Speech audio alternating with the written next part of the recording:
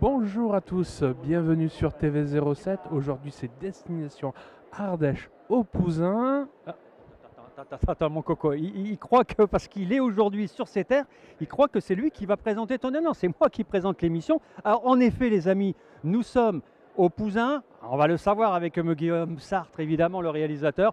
En tout cas, nous sommes aujourd'hui pour l'émission Destination Ardèche, organisée par l'Agence de développement touristique de l'Ardèche.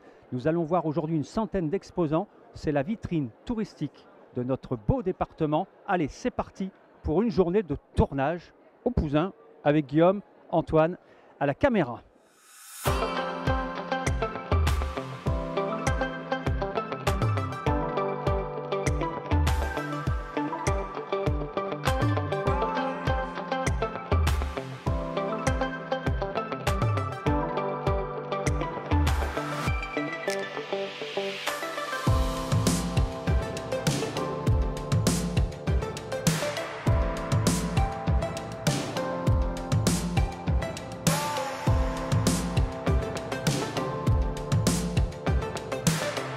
Parlez-nous un petit peu de ce salon qui s'appelle Destination Ardèche. Voilà, donc c'est un forum Destination Ardèche qui fait suite à une manifestation qui existait depuis quelques années, rencontre du tourisme ardéchois qui avait lieu à Aubenas, qui était uniquement réservée aux professionnels. Et l'idée a germé il y a 3 ans de faire une manifestation encore plus élargie envers les professionnels et ouverte au grand public. Donc en 2020, première sous ce format, donc Forum Destination Ardèche. 2021, malheureusement, pour les raisons qu'on connaît, pas de forum, ça a été de façon virtuelle, on va dire, mais bon, ça n'a rien à voir avec ce qu'on peut faire en présentiel avec les acteurs du tourisme et avec le public. Et cette année, donc, enfin, on peut de nouveau travailler normalement en présentiel. Donc c'est une manifestation qui, d'une part, permet à tous les professionnels de se rencontrer, d'échanger l'expérience, d'échanger des brochures, de parler de leurs projets, de leurs problèmes, tout ça. Donc c'est vraiment un forum entre professionnels, et l'agence de développement touristique est là pour faire le lien entre tout le monde. Et d'autre part, et c'est le thème de la journée d'aujourd'hui, c'est une journée grand public. Donc il est ouverte à tous les gens, l'entrée est gratuite. Donc on espère que nombreux Ardéchois et Dromois, puisqu'on est au Pouzin, c'est-à-dire aux portes de la Drôme, viendront à cette manifestation et pourront profiter un petit peu de tous les stands, rencontrer les professionnels, découvrir ou redécouvrir les richesses touristiques de l'Ardèche. Quel est l'intérêt d'ouvrir ce forum, ce salon, au grand public? L'Ardéchois consomme de l'Ardèche? Alors, il y a plusieurs choses. Bon, dans le contexte qu'on connaît avec le Covid, on a bien vu que les voyages lointains et même les voyages dans les pays, par exemple, du Maghreb, devenaient compliqués. Les frontières étaient fermées. Donc les gens ont eu tendance à voyager là où ils pouvaient, c'est-à-dire en France. Et dans ce contexte-là, l'Ardèche, qui est une vraie marque, hein, c'est-à-dire quand on dit Ardèche, tout de suite les gens voient où c'est. J'en ai eu vraiment la preuve au Salon de l'Agriculture, où dès qu'on parlait Ardèche, on disait on est content de vous voir, on vient voir le stand, enfin bref. Donc l'intérêt, c'est de permettre aux Ardéchois de redécouvrir leur département. Parce que c'est vrai qu'on est un petit peu casanier, des fois on va à 10 000 km, et puis des fois on ne va pas voir le truc à 50 km, et bon on se dit, bon, comme c'est à côté, on a le temps, on ira la prochaine fois, et puis de fil en aiguille, il y a des sites qu'on n'a jamais visités. Bon, donc l'idée c'est de permettre aux Ardéchois de redécouvrir leur territoire, et puis à nos proches voisins que sont les Dromois, d'où le choix du Pouzin qui s'est imposé, hein, c'est central par rapport à l'Ardèche, donc ça permet à tous les acteurs de ne pas avoir trop de kilomètres à faire si c'est par exemple trop au sud ou trop au nord. Et puis surtout, c'est la porte vers la Drôme. Et à terme, si la manifestation marche bien, mais les vibrations sont bonnes aujourd'hui, d'élargir la manifestation aux départements un peu plus lointains, comme le Rhône, comme l'Isère, au sud, le Vaucluse, le Gard, les Bouches-du-Rhône, voire l'Hérault. Donc essayer de faire de la communication qui permettra aux gens de venir découvrir l'Ardèche à travers cette manifestation. Et comme c'est un samedi, ben, éventuellement de passer le week-end en Ardèche. Le Chassezac, c'est une rivière? C'est une belle rivière. C'est la plus belle au monde, hein, de toute façon. Oui, oui. Non, c'est une rivière qui est vraiment encaissée dans de très belles gorges. C'est un parcours court, c'est un parcours qui est très accessible, facile, vous pouvez venir en famille. On a des formules avec les enfants à partir de 3 ans par exemple. Donc c'est vraiment un endroit qu'il faut vraiment venir découvrir. Est-ce qu'il y a des spots aussi jolis que le Pont d'Arc? Alors on n'a pas le pont d'Arc, on voulait en faire construire un justement en papier mâché, mais ça on a abandonné le projet. Par contre au niveau des falaises, on n'a vraiment rien à envier à tous les parcours courts du secteur. On a le cirque d'Andieu qui est magnifique, la vire de la Glaisasse par exemple qui est superbe, le chantier Jean de la Lune. On est à côté du bois de Paille-Olive, donc on est dans un environnement extraordinaire. Ouais, c'est vrai qu'on connaît évidemment beaucoup plus l'Ardèche via évidemment le Pont d'Arc. C'est vrai que cette rivière est vraiment magnifique et se situe non loin d'un joli village qui s'appelle les Vences, où chaque samedi matin il y a le fameux marché. Ouais. Il y a le marché des Vences. Alors pour tous les locaux, hein, vous venez le matin au marché des Vences, même si vous arrivez de mauvaise humeur, vous repartirez de bonne humeur. Vous achetez le pique-nique sur place, un fromage de chèvre, un saucisson ou pas, vous trouverez aussi beaucoup de choses en produits locaux, puisqu'on a quand même beaucoup de maraîchers assez dynamiques sur les Vences. Vous venez pique-niquer sur la base, vous faites la descente du Chazac, vous avez fait une journée extraordinaire. C'est quoi ça, c'est cette association? Alors, nous nous appelons la Guilde. C'est un acronyme, ça veut dire les guides utopistes inspirant ludiquement la découverte et l'émerveillement. Alors, on est toute une équipe de guides avec différentes spécialités sur différentes périodes de l'histoire. Et surtout, ce qu'on veut proposer, c'est un peu des alternatives aux tablettes tactiles, aux choses comme ça, parce que nous, on est ludique et on est interactive, mais humainement. Et voilà, l'idée est venue aussi du fait que aujourd'hui, c'est assez peu connu sur le territoire, mais à Mirabel, il y a une antenne de l'Université de Grenoble qui forme entre autres des guides conférenciers. Et c'est aussi pour nous permettre de rayonner sur tout le territoire ardéchois. Qu'est-ce que vous proposez? Alors nous, on est sur Saint-Alban-Auriol. On présente le principe, c'est qu'on construit un village de l'âge du fer, donc du 6e au 4e siècle avant Jésus-Christ.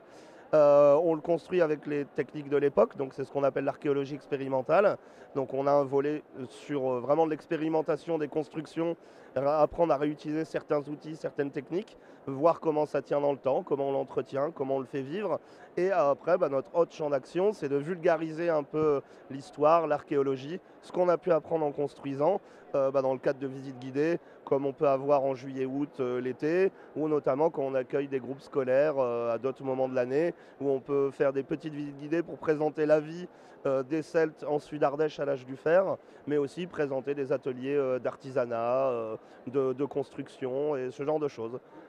Pour nos amis touristes qui viendront passer leurs vacances en Ardèche cet été, combien de temps ça dure une visite? Il faut prévoir la journée? Est-ce que l'on peut pique-niquer? Est-ce que l'on peut manger? Voilà, expliquez-nous un petit peu. Alors il n'y a pas spécialement besoin de prendre la journée, mais une bonne demi-journée c'est tout à fait envisageable.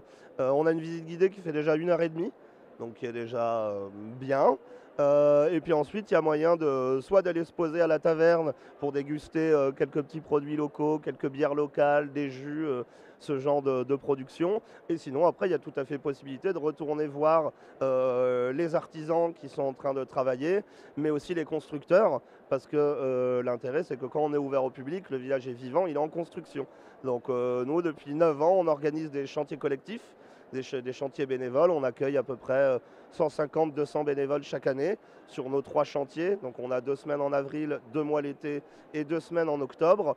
Et quand les visiteurs viennent sur le site, il y a le village qui est en construction avec des gens costumés qui sont en train de travailler. Donc c'est aussi du moment d'échange pour discuter de tout ça. Alors que ce soit de la vie des Celtes, des techniques de construction ou d'artisanat, mais on se rend compte qu'il y a beaucoup de questions des visiteurs qui se demandent comment ça se fait qu'il y a des gens qui viennent passer 2-3 semaines de leurs vacances à venir travailler bénévolement. Et du coup, il y a des tas d'échanges intéressants qui se font. Nous sommes avec Jean-Marc qui a repris il y a combien d'années un spectacle. Tu as créé un spectacle autour du personnage Jean Ferrat. Exactement, j'ai créé le spectacle en fait il y a 21 ans, ces jours-ci précisément, en 2001, donc au village vacances à Vaugué. Je faisais ce spectacle-là pendant des années que pour les clients du village vacances.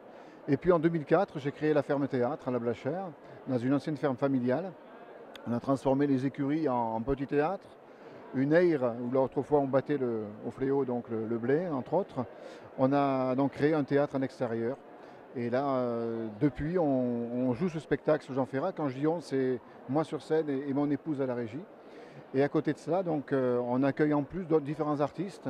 Pour la saison 2022, par exemple, on accueillera aussi bien Nicolas Perrac que Yves Jamais, qui revient comme il était déjà l'an passé, Marion Rock. Nous recevons aussi Richard Sanderson, qui n'a pas dansé sur la chanson Reality de la Boom. Alors, on va reparler du grand Jean Ferrat. Jean Ferrat est venu voir ton spectacle. Absolument, oui. Ben, voilà. Et donc il est venu en 2004 en fait, y assister au tout premier rang de la salle. C'était un moment particulier bien sûr, puisque dans ce spectacle, Jean d'ici Ferrat le cri, je me transforme, je deviens Jean Ferrat. Et je pars donc à la première personne. Et en effet, donc Jean était à 2 mètres de moi à peine pour ce spectacle-là. Je raconte son enfance, ses difficultés d'accéder à ce métier, à la notoriété en tout cas, et puis sa retraite entre guillemets ardéchoise. Voilà, et le texte que je joue est ponctué de chansons. En version originale, c'est lui que l'on entend pour la partie chantée. Et enfin, on a illustré donc ces chansons, La montagne, Ma France, Nuit et brouillard bien sûr, et d'autres, par des diapositives que l'on diffuse. Donc c'est bel et bien sa voix que c'est à lui qu'on entend. Ce n'est pas du playback, à part peut-être pour 3-4 minutes dans le spectacle, guère plus, je crois pas. Mais sinon, donc, c'est des chansons illustrées que l'on diffuse. Et il y a un nouveau montage que l'on a sorti il y a 2 ans, avec d'autres chansons encore, pour ceux qui ont déjà vu le spectacle auparavant.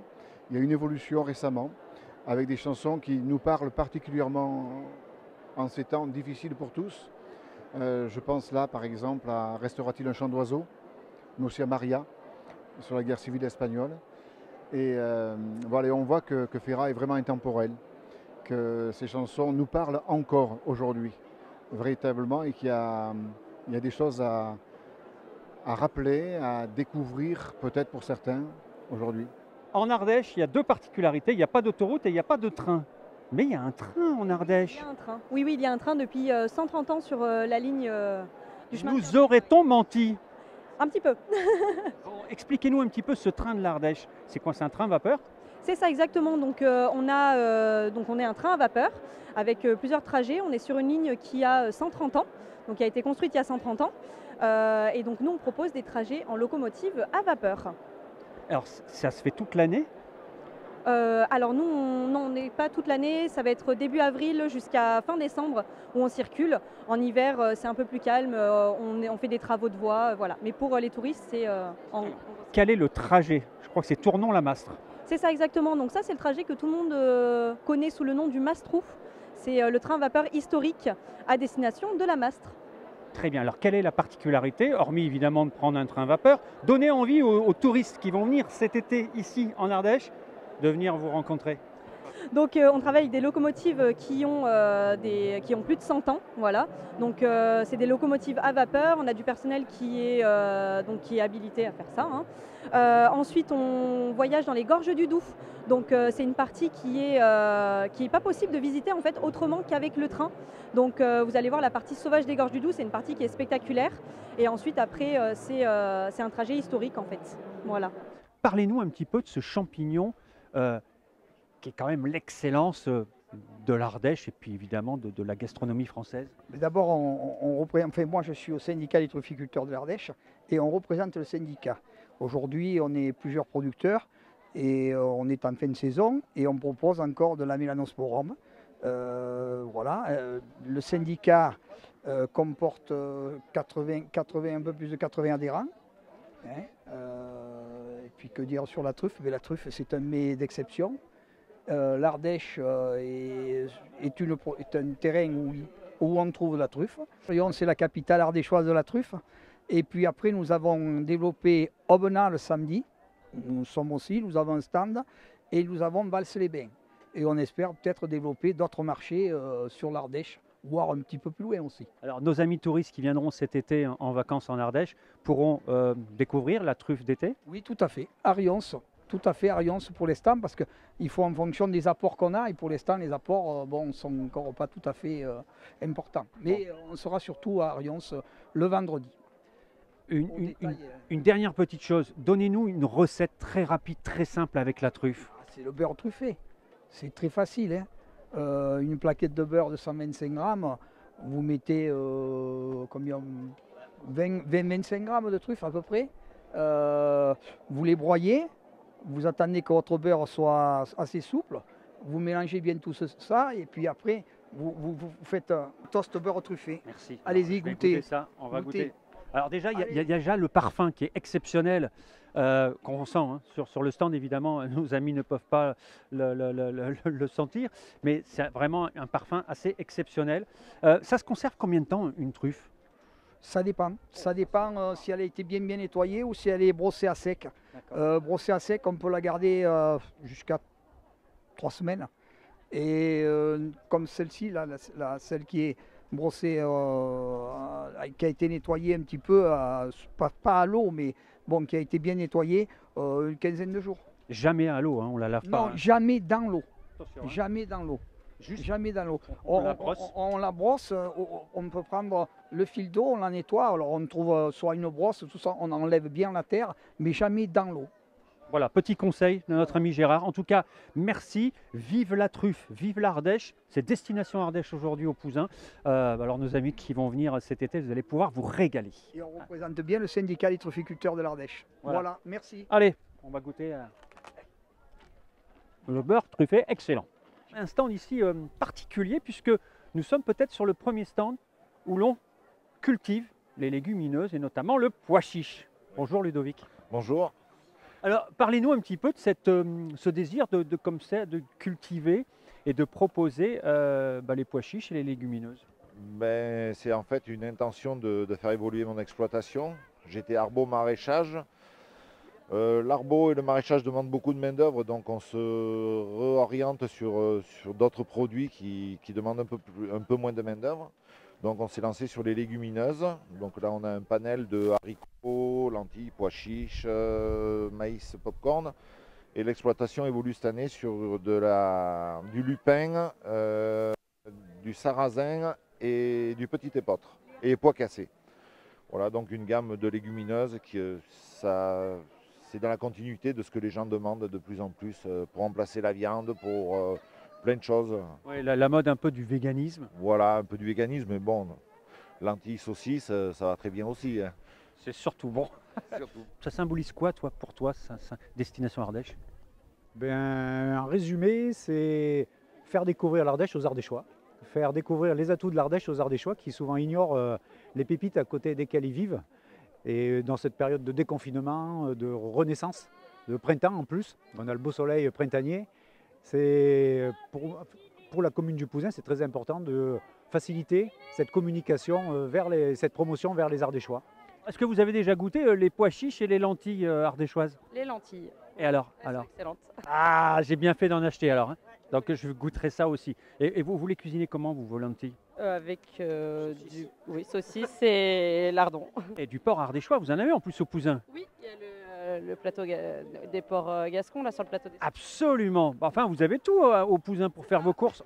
Donc circuit court, on consomme, je dirais, local, c'est important. Oui, tout à fait, oui. Il n'y a pas de transport, il n'y a pas de pollution liée à ça. Alors c'est Destination Ardèche, le thème d'aujourd'hui de ce salon.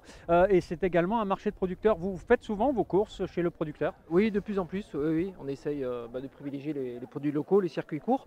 Et puis de découvrir aussi, il y a peut-être des gens qui sont à 10 ou 15 km de chez nous qu'on ne connaît pas forcément. Donc c'est l'occasion, parce que du coup, avec le Covid, il y a peut-être moins de fermes en ferme. Enfin voilà, on était assez friands de découvrir ces choses-là.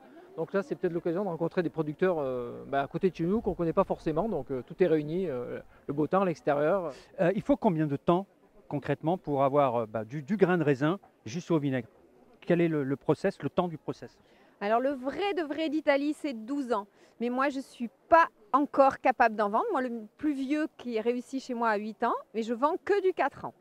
D'accord. Et c'est quoi la différence justement? C'est qu'il va être un peu plus liquide, il sera moins sirupeux? Il va devenir de plus en plus sirupeux, de plus en plus acidulé, de plus en plus fin. En fait, les esters vont se mettre en couronne autour des molécules de sucre et on change de bois chaque année, donc il va prendre de plus en plus de goût.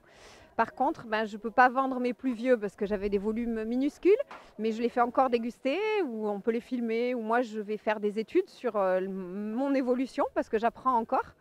Et puis, je vends par contre le 4 ans depuis que j'ai eu des terres, que j'ai acheté une vigne de plus, tout ça. Pourquoi êtes-vous venu à Destination Ardèche? Parce qu'on habite l'Ardèche et que ça nous intéresse aussi de voir ce qui se passe dans le département, je pense. Très bien. Alors, est-ce que vous avez découvert depuis votre arrivée des choses dont vous ne soupçonniez même pas la présence? Non, on en avait entendu parler. Par contre, il y a pas mal de choses qu'on n'a pas faites, qu'on aimerait faire. Et, Alors, quoi par exemple? des balades à vélo notamment. On a pris de la documentation là-dessus. Certains musées. On a vu aussi ici quelque chose qui nous a interpellés. C'était pardon, excusez-moi. La destination Ardèche là-bas, je prépare mes vacances, qui fait des séjours éco-responsables. Ça nous a interpellés sur la démarche. Donc voilà, on se renseigne. Alors, parlez-nous un petit peu de cette partie qu'on ne connaît pas bien, hein, parce qu'il faut reconnaître quand même que l'Ardèche, c'est là, quoi, dans la tête des gens. Hein, c'est un peu ça. C'est Vallon-Pont d'Arc, c'est voilà, c'est la grotte Chauvet, et rarement Saint-Pierreville. Rarement, mais quand on y arrive, on se rend compte que justement l'Ardèche, c'est pas que Vallon-Pont d'Arc et qu'il y a beaucoup de belles pépites dans cette Ardèche qui est justement plus secrète, plus préservée, très nature. Voilà, donc il y a beaucoup de choses à voir. Ça vaut le mérite, ça vaut le détour. Elle devrait faire de la communication. Hein. Ça se mérite, non, mais c'est vrai qu'honnêtement, voilà, on pense plus Ardèche, on pense directement à Vallon-Pont d'Arc, mais on a aussi beaucoup de sites naturels très, très sympathiques, très remarquables. On a le château de Rocheborne, on a le Rocher de Soutron, ce sont des géosites qui sont labellisés, voilà, des géosites UNESCO. Et on a beaucoup d'activités sport-nature. Voilà, c'est un beau terrain de jeu pour les amateurs de randonnée. On a la Dolce Via aussi à vélo qui traverse notre territoire. On a la vallée du Bijou aussi. Donc ça, c'est pareil, c'est pas connu, mais c'est une petite pépite qu'on a sur notre secteur. Donc il y a beaucoup de choses à faire et à voir un petit peu plus haut. Voilà, il faut aller un petit peu plus haut. L'été, beaucoup de randonneurs là-haut dans la montagne, mais il n'y a pas que de la randonnée. Non, il n'y a pas que la randonnée, et la preuve en est. Du coup, il y a le site du Gerbier de Jean. Nous, on a de la culture juste à côté avec la ferme de Bourlatier, où on présente pas mal d'expositions, où on fait venir des artistes, et notamment de l'art contemporain, en lien aussi avec le projet Partage des eaux, qui est présent sur ce territoire, des œuvres à ciel ouvert, qui permettent aux visiteurs de découvrir une autre partie de notre Ardèche, et puis de voir un peu différemment comment on voit le paysage, tout simplement, de cette montagne. Nous sommes là, même plus dans le nord, nous sommes quasiment d'ailleurs le pôle nord. Le pôle nord ardéchois, tout à fait. Paris, Paris, chante ta Seine. Les Marseillais chantent le vieux port. Et laissez-moi chanter l'Ardèche. Et laissez-moi vous dire encore. Bon, nous sommes sur le stand des Montgolfières. D'ailleurs, on était venu uniquement pour ça ce matin. On s'est retrouvé rien ce matin. On a réussi à gonfler. Ah oui, mais à 4 h du matin. Non, 8 h. Et en fait, on décolle toujours très très tôt pour justement bénéficier de météo vraiment calme. Parce qu'après, on sait tous que le vent finit par se lever. Surtout en vallée du Rhône. Surtout en vallée du Rhône, tout à fait. Voilà. Bon, comment ça se passe ce salon? C'est vrai qu'Annonay, évidemment, connu pour son papier et puis ses montgolfières. Tout à fait. Mais il n'y a pas que, je pense. Il n'y a pas que. Vendez du Annonay. Il y a surtout Montgolfières et compagnie qui offre des prestations extraordinaires et du partage de la passion. Donc, si vous voulez vraiment faire un vol unique, n'hésitez pas à nous contacter pour prendre un maximum de plaisir. Donc, il faut être lève-tôt quand même, si je comprends. Il faut être lève-tôt. Voilà. Évidemment, l'été, ça... L'été, tout à fait. Et encore une fois, on adapte en fait notre heure de rendez-vous, surtout par rapport au lever du soleil, pour que vous puissiez faire vraiment le vol dans les meilleures conditions, avec les lumières les plus agréables et les plus diverses possibles. Une idée comme ça, toute faite, j'ai le vertige. Est-ce que je peux faire de la montgolfière? Tout à fait. Je suis pilote et j'ai le vertige aussi. Donc on a le vertige quand on est relié au sol, donc au bord d'un balcon ou en haut de la tour Eiffel. Et dès l'instant que vous êtes indépendant, que vous êtes plus rattaché au sol, vous n'avez pas cette sensation de vertige. Attention, ça n'exclut pas l'inconnu et des petites appréhensions que vous pouvez avoir au décollage, mais qui s'estompent vite au bout de 10 minutes de vol. Après, vous appréciez vraiment votre vol sans aucune sensation de vertige. Les frères Montgolfier, c'est quelle période, à quelle année ça a été créé, ces montgolfières? Les montgolfières, c'était en 1783, le premier vol sur Annonay. 1783 sur la place des Cordeliers à Annonay. Voilà. Bon, en tout cas, c'est une jolie ville aussi à faire, Annonay. Oui, très très jolie, très très diverse. Bon, moi, Oui, il y a plein de choses à faire. En même temps, il y a le musée Canson qui est la maison natale des frères Montgolfier, où nous parlons de montgolfière et aussi de la fabrication du papier, de l'origine jusqu'à nos jours. Et on explique comment de Montgolfier nous sommes passés au papier Canson, entre autres. Et il y a des machines et on peut faire du papier à la main, donc c'est vraiment une destination où il faut aller.